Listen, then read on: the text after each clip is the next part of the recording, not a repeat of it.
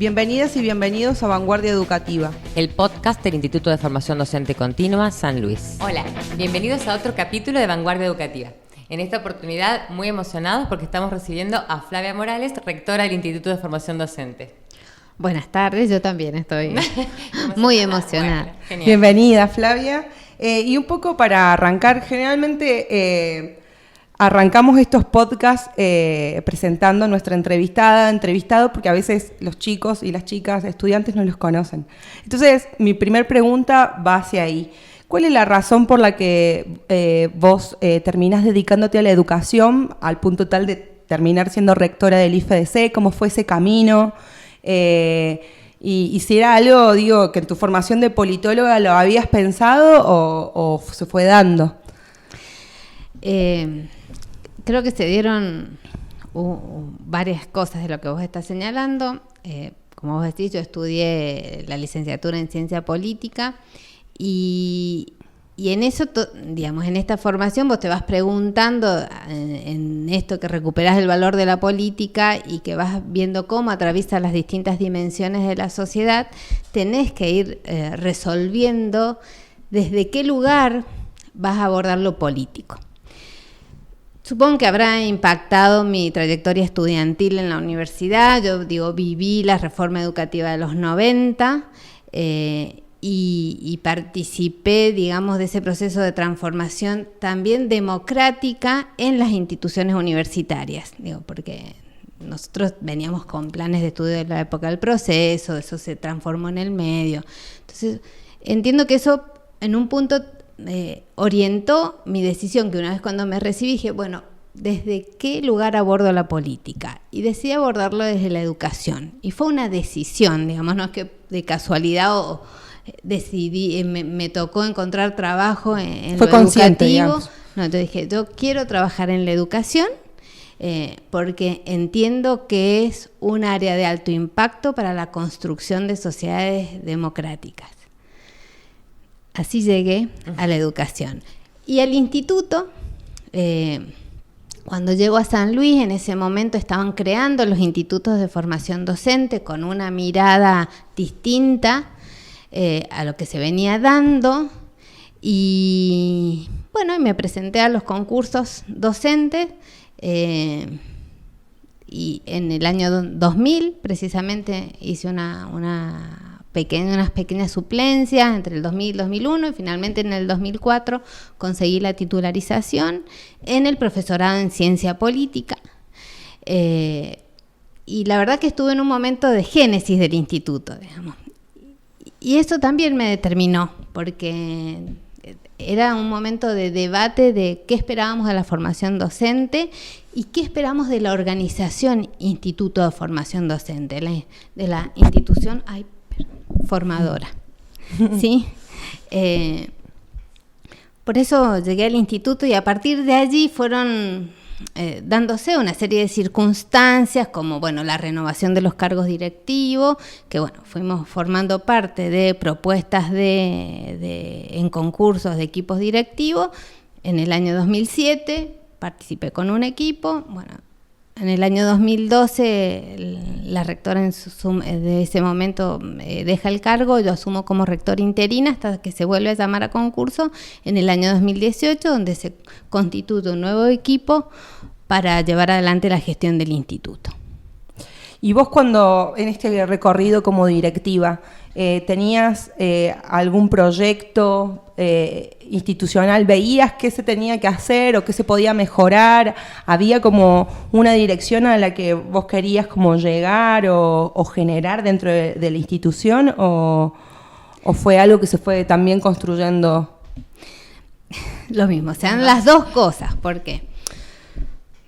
A ver, yo en el momento en que asumo un cargo directivo en el instituto también he sido, primero como directora académica en el año 2007, después como rectora en el 2018, 2012 y 2018. Estaba también dictando clases en el nivel secundario, digamos. Ese acercamiento con el sistema educativo a mí todo el tiempo me generaba muchas preguntas de cómo hacía para que estos jóvenes, adolescentes y jóvenes, se constituyan en sujetos políticos autónomos, ¿no? Es una preocupación, supongo que una deformación profesional por la politología, pero bueno. Y eso también me provocó una mirada, ¿sí? Una perspectiva respecto a la formación docente y los docentes que el Instituto de Formación Docente tiene que formar. Por un lado, y por otro lado, el debate continuo con otros compañeros de trabajo desde distintas disciplinas que cuestionábamos esta organización, las metas que teníamos, los perfiles profesionales que teníamos como institución, los desafíos que impone la política educativa también que predomina, ¿no? Se fueron dando muchos debates y no es solo mi visión. Cada vez que he participado de un equipo directivo, lo hemos hecho discutiendo, bueno, qué queremos del instituto, qué docentes queremos formar y es una respuesta que yo no doy sola, nunca la doy. Primero con mi equipo directivo y después con todos los docentes y también con los estudiantes del instituto. Nosotros, si hay algo por lo que se caracteriza el IFDC, es que tiene sus oídos abiertos. Aunque a veces los chicos entienden que no, porque puede suceder, digamos, nosotros estamos muy atentos a lo que pasa en el pasillo, estamos muy atentos a lo que pasa en el baño, estamos muy atentos a lo que pasa en el aula también, obviamente, eso es lo primero. Pero lo más rico, digamos, el entender cómo circulan los miedos de los estudiantes, los desafíos de los estudiantes en términos personales, ¿sí? Se dan en el pasillo, ¿no? En el aula el alumno se dispone a hacerlo para lo que debiera ser como en el rol de alumno, ¿no? Entonces hace un gran esfuerzo. Pero en el pasillo son seres humanos comunes y corrientes, los profesores son seres humanos comunes y corrientes y los directivos del IFC son seres humanos comunes y corrientes. El pasillo es un lugar de construcción. Entonces, estamos siempre muy atentos a lo que pasa ahí. Esa es una característica muy distintiva, digamos, del instituto, de este instituto. Yo la verdad que no conozco otros en su funcionamiento interno, ¿no? Pero en los escuchamos a los estudiantes, estamos atentos, ¿sí? Y construimos a partir de eso un proyecto de docente, un proyecto de aula, es decir, discutimos qué tiene que pasar en las aulas del instituto, lo discutimos con el consejo académico del instituto, lo discutimos a veces personalmente con un docente, cuando entendemos que hay algo que no se está adecuando en su aula, cómo debe ser, porque determina el docente que va a salir del instituto. Bueno, estaba pensando que la trayectoria ha sido larga, son muchos años, gracias a Dios hemos compartido muchos años de todos estos. Hay un equipo importante de muchos docentes que han transitado esto desde sus inicios, digamos, y muchos nuevos que se han incorporado y que ofrecen otras miradas. Pero bueno, dentro de todos estos cambios que se han ido atravesando, que ahora los recuerdo porque han sido muchos cambios políticos, como vos decías, en el sentido de muchos cambios de ley, de organización, de forma de manejarnos dentro de la institución.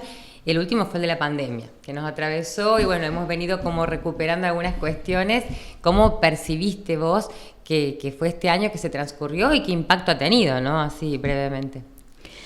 La pandemia, el último año y medio, digamos, que nos agarró, digamos, de sorpresa. La verdad creo que nos desafió y creo que pudimos responder rápidamente. ¿En qué sentido pudimos responder rápidamente?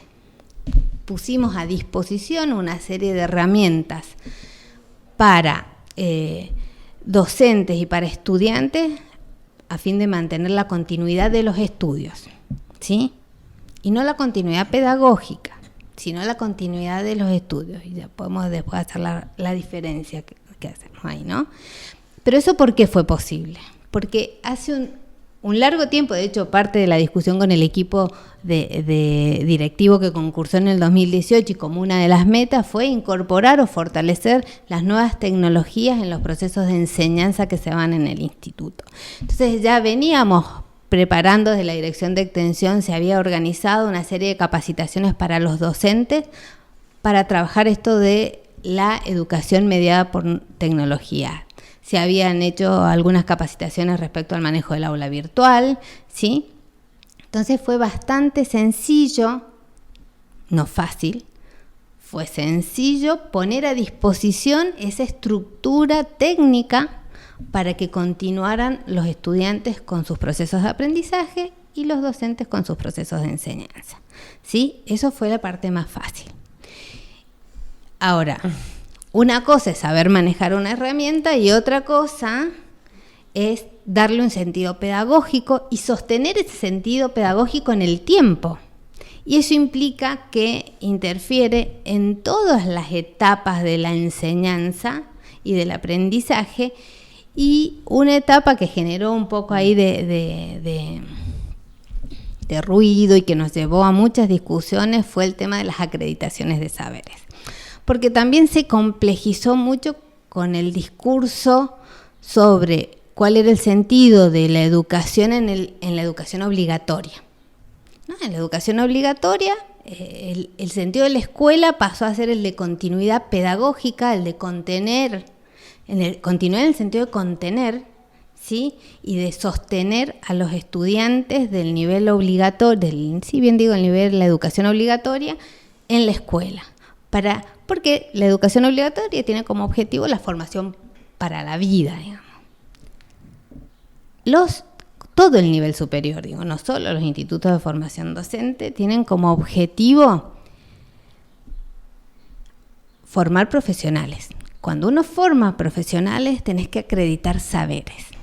Eso que dejó de hacer la educación obligatoria en la etapa de pandemia, nosotros no lo podemos dejar de hacer jamás. Pero por un lado, era esto, acreditar saberes, y por el otro lado, era garantizar la continuidad de los estudios. Entonces, el desafío más grande en ese sentido fue pensar estrategias de evaluación que le dieran la tranquilidad al docente de saber que estaba acreditando los saberes, valga la redundancia, de sus estudiantes y que sus estudiantes realmente habían aprendido. Le generó a los docentes mucha incertidumbre, no conocer del todo cuánto habían aprendido sus estudiantes, porque había distancia en lo presencial. Lo presencial te da la posibilidad de intercambiar ideas, más allá del examen escrito, además. Sí, hacer un seguimiento distinto. Sí, exacto. Vos te das cuenta, más allá de la nota que se sacó en el parcial, si tu estudiante está aprendiendo.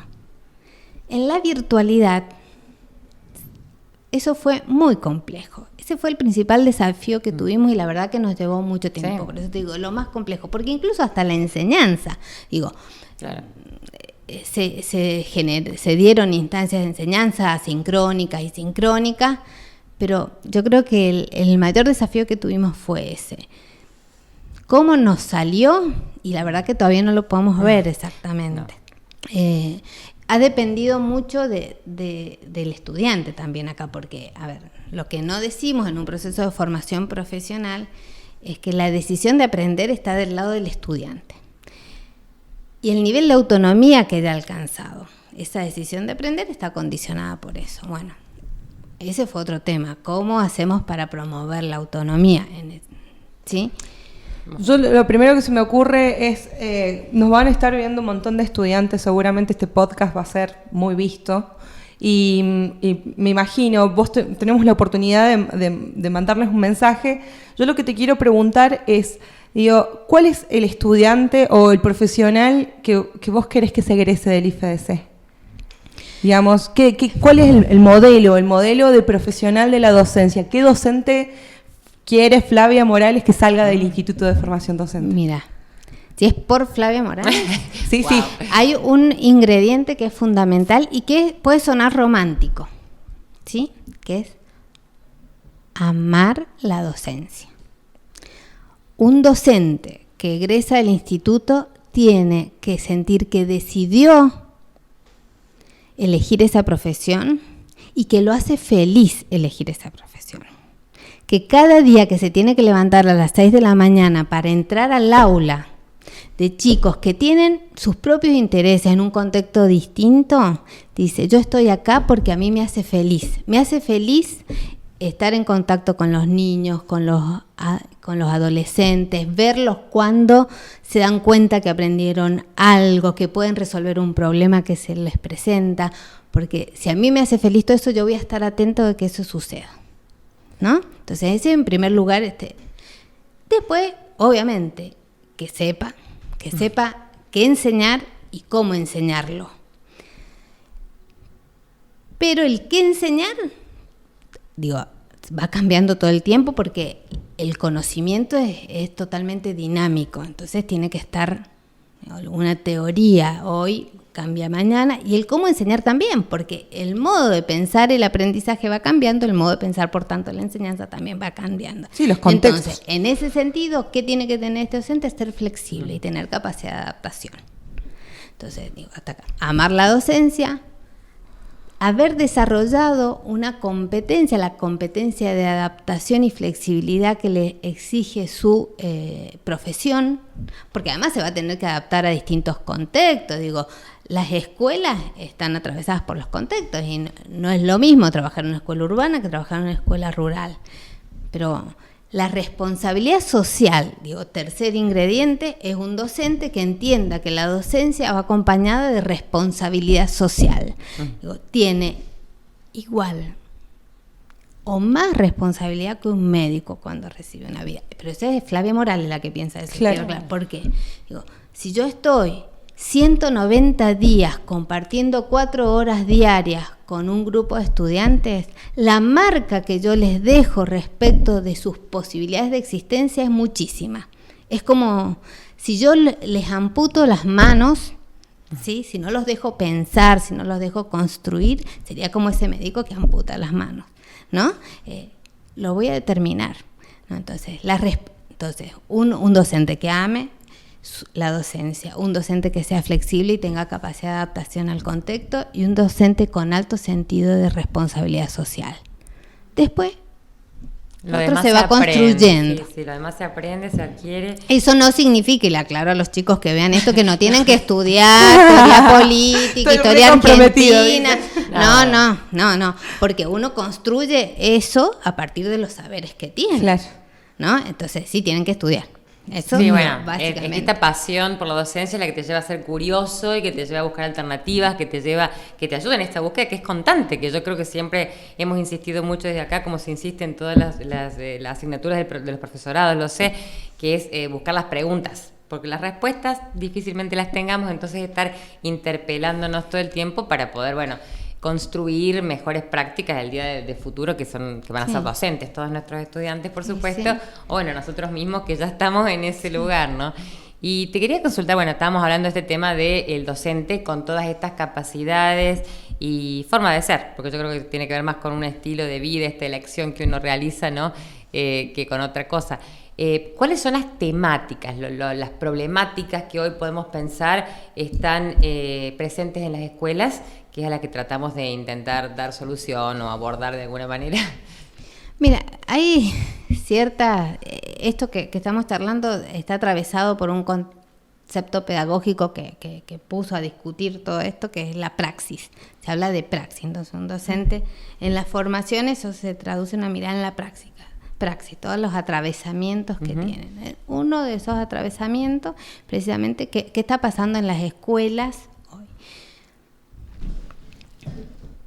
Pasa lo mismo que hace 20 años, por lo menos, discutimos la inclusión educativa, porque tenemos muchas preguntas y las respuestas que nos satisfagan como sociedad todavía no han llegado.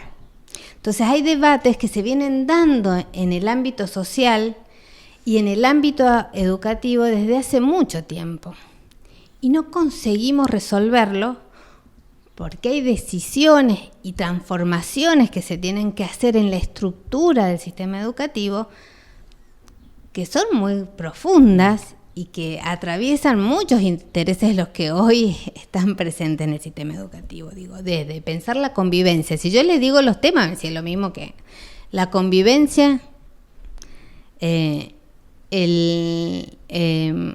inclusión, el aprendizaje significativo. Si yo le digo, ¿desde cuándo viene hablando AUSUB el aprendizaje significativo? Todavía no lo podemos resolver. Y en eso no sé si lo vamos a poder resolver. No. Porque en realidad la gente va cambiando, los chicos que pasan por las escuelas van cambiando. Pero no podemos pensar que la escuela no ayuda, aunque se pregunte sobre eso, aunque crea que es un desafío, que no ayude con construir convivencia, que no ayude con incluir, que no ayude con dar aprendizaje significativo. Muy por el contrario. Por ahí, digo, yo trabajo en el secundario, entonces te dicen, pero ¿para qué? Quiero saber historia. Porque te suelen decir eso. Entonces yo le empiezo a hacer preguntas que me las tienen que responder en función del contexto histórico y no lo pueden responder. Yo le digo, para poder comunicarse, mínimo. Para poder comprender por qué usted está hoy acá, porque si no la otra es la cultura general. Tampoco entienden por qué es la cultura general. Digo, y ahí van en el diálogo con el docente, en las oportunidades que la escuela ofrezca para que el chico interpele eso que está aprendiendo, ahí se construyen significados. Por ahí, el aprendizaje significativo no tiene con que yo le arme una experiencia para que vea de dónde sale ese conocimiento, sino con que yo debata esos conocimientos con los estudiantes. ¿Y eso cómo impacta en la formación docente?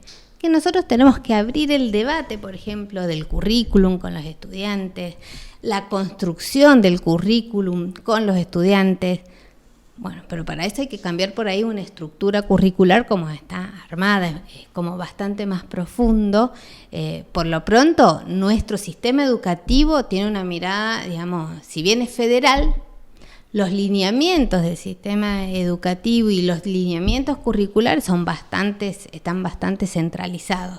Y puede ser federal en términos de nación y de provincia, pero en términos de provincia, de las provincias argentinas, la mirada es centralizada sobre el sistema educativo. Por eso se hacen diseños curriculares jurisdiccionales donde los estudiantes no tienen como para debatir qué tan significativos son esos conceptos. No sé si me fui de la... Porque gracias. Entiendo esto de que son múltiples lineamientos, no siempre tenemos las respuestas en este momento, pero creo que también es porque se van reformulando las preguntas, es decir, a veces se van también adaptando a los nuevos contextos y la complejidad misma en la que estamos insertos, así es que por ahí esos son los atravesamientos de los que estábamos hablando.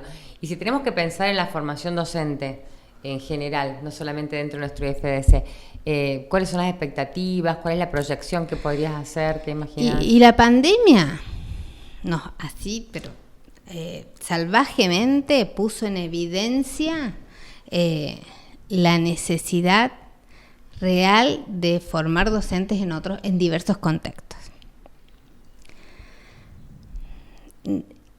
En primer lugar, y puso en evidencia las limitaciones que puede tener un currículum predefinido, digamos, que no sea dinámico. Entonces, el gran desafío es volver a pensar el currículum, ¿no? Que en todo también a la universidad le pasa lo mismo. Hay un montón de saberes que se siguen transmitiendo en el currículum escolar y en el currículum de la formación docente que no sé si son tan necesarios para ser flexibles. No discutimos, exacto, yo en la currícula de la formación docente no discutimos cuáles son las capacidades no de los docentes que estamos formando, sino qué capacidades tienen que ser ellos capaces de enseñarle a sus estudiantes. Eso no se discute, se discuten contenidos, ¿no? Cuando hay discusiones curriculares se discuten contenidos. Pero eso exige, mucha concientización por parte de todos los que participan en el proceso de discusión del currículum. Y también es necesario, el desafío es pensar la organización. A ver, el Instituto de Formación Docente San Luis ha sido, el de Villa Mercedes también, entonces, fue pionero en armar una organización institucional nueva en el país. Con una estructura, se van al instituto, una estructura donde los docentes tienen cargo. ¿Eso qué significa? Que disponen de un tiempo institucional para dedicarse a pensar cómo enseñar, dedicarse a pensar, hacer actividades de investigación para poder replantearse cómo estamos formando docentes. Eso no pasa en todo el país. ¿no? En general los formadores tienen designaciones, cargas horarias como funcionario en una escuela secundaria, funciona en un instituto de nivel superior.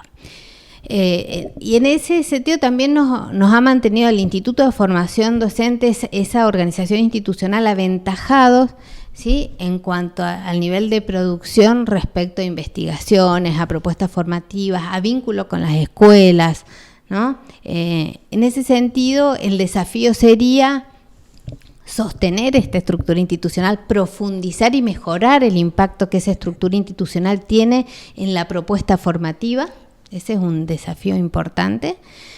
Y el otro desafío es hacer cada vez más presente el contexto escolar en la formación docente, es decir, que nuestros estudiantes puedan acceder más tempranamente a las realidades educativas, pero con mayor complejidad.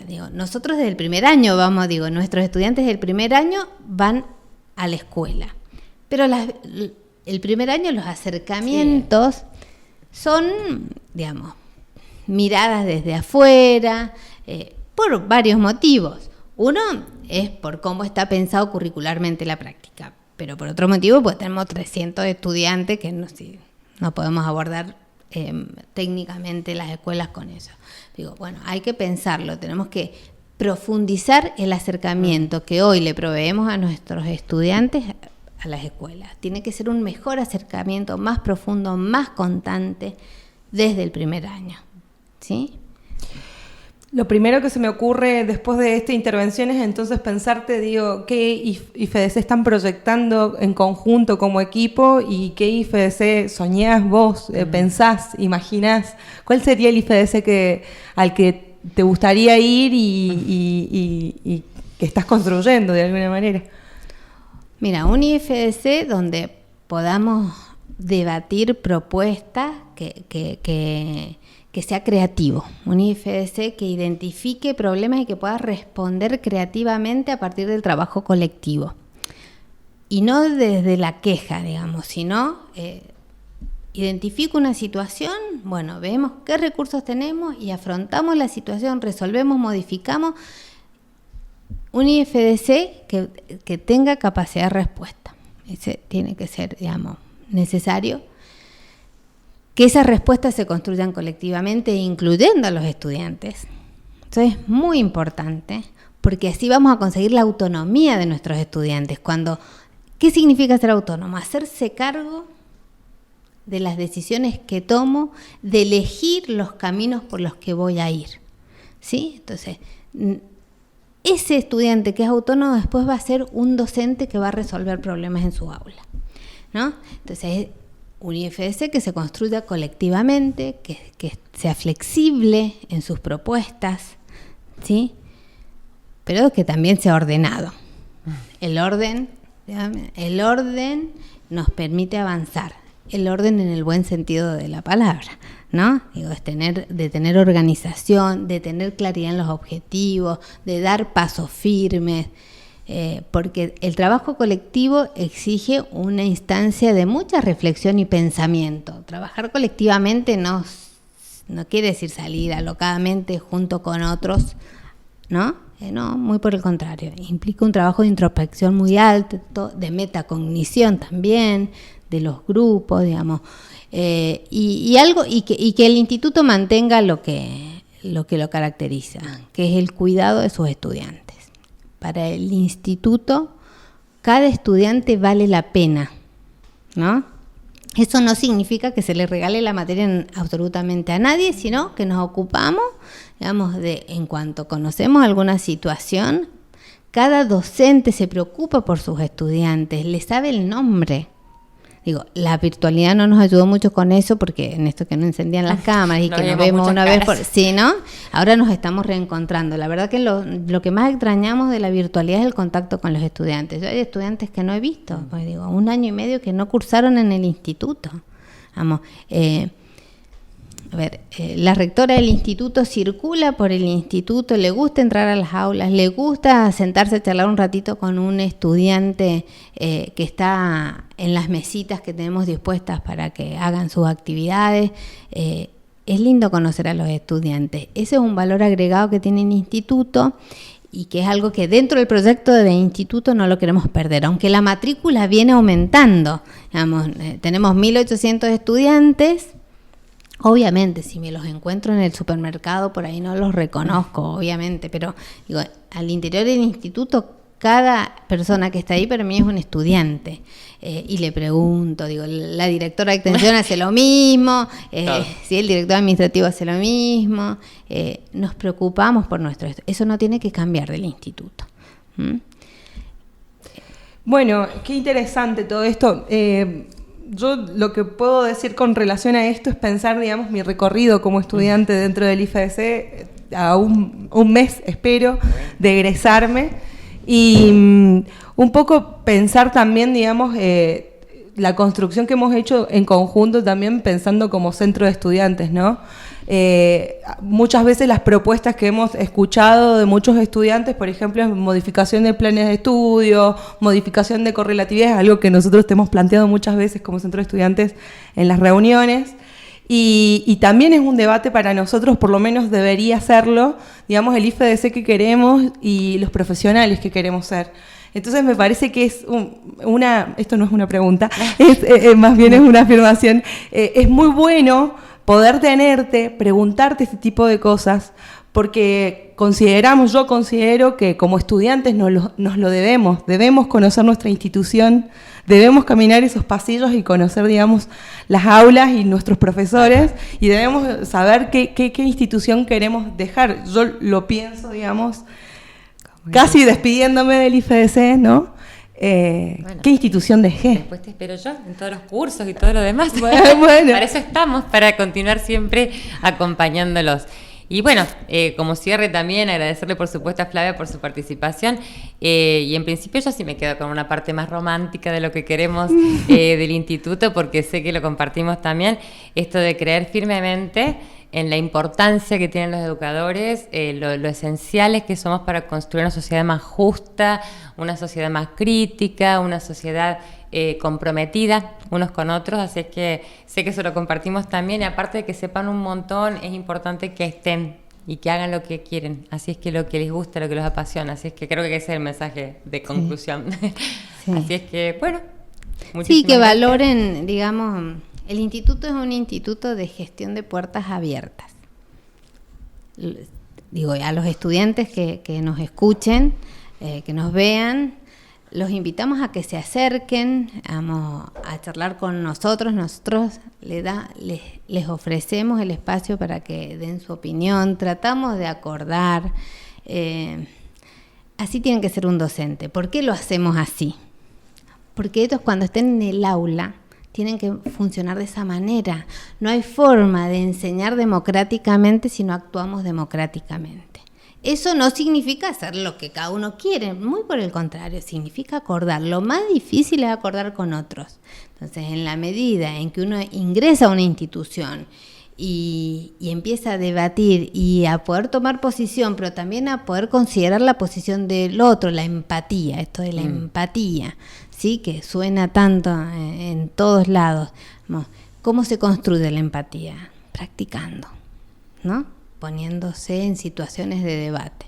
Bueno, eso queremos en el instituto, un instituto dinámico y actualizado, por supuesto. Bueno, muchas gracias por acompañarnos. Fue muy linda esta entrevista y me parece que es un cierre de oro. Bueno. Gracias por invitarme, gracias por la idea de Bueno, muchas compartir. gracias entonces. Estás escuchando Cóndola. Elegí qué llevar a tus sentidos.